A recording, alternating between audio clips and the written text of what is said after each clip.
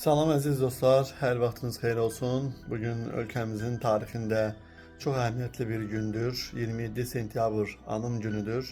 Eyni zamanda qürur günüdür. Düz 5 il bundan əvvəl Müzəffər Ali Başkomandanın imzaladığı əmrlə Azərbaycan xalqı ayağa qalxdı. Bir yumruq kimi birləşdi.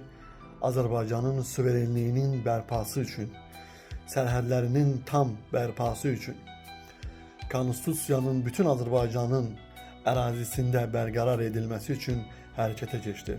Silahlı qüvvələr tam hazır vəziyyətə gətirildi və səhər saat 6 radələrində ilk atəş açıldı. Elə həmin gündən düz 8 noyabra qədər Azərbaycanda bir nəfər fərari olmadan bir yumruq kimi Azərbaycan xalqı birləşdi və öz torpaqlarını 30 il davam edən işğaldan azad etdi. Bu dünyanın siyasi xəritəsində növbəti bir dönüş idi. Bu Azərbaycanın tarixində bəlkə də 200 il, bəlkə də 300 il zamandan sonra idi ki, biz öz torpaqlarımızı, bizə məxsus olan torpaqları geri alırdıq. Əlbəttə, bu torpaqların işğaldan azad olunmasında çoxlu şəhidlərimiz oldu, qazilərimiz oldu. Şəhidlərimiz oldu deyə çoxlu analar, oğullar, övladlar, həyat yoldaşları, evdə qalıb qarayan həyat yoldaşları oldu. Bunlar hər il 27 sentyabrda və bəlkə də öz o qəhrəman igidlərinin ad günündə və digər zamanlarda gedib Şəhidlər Xiyabanını ziyarət edirlər. O bumbuz məzarlara sarılaraq, onları qucaqlayaraq öz həsrətlərini ondan alırlar. Əlbəttə, bu olduqca çətindir. Çox çətin bir situasiyadır, çətin bir məqamdır.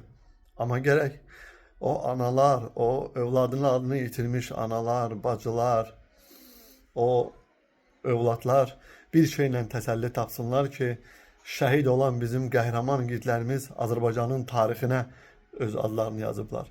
Bundan sonra neçə nəsillər, bizdən sonra neçə nəsillər, bizlərin nəvələrimiz, nəticələrimiz gedəcəklər, onları ziyarət edəcəklər.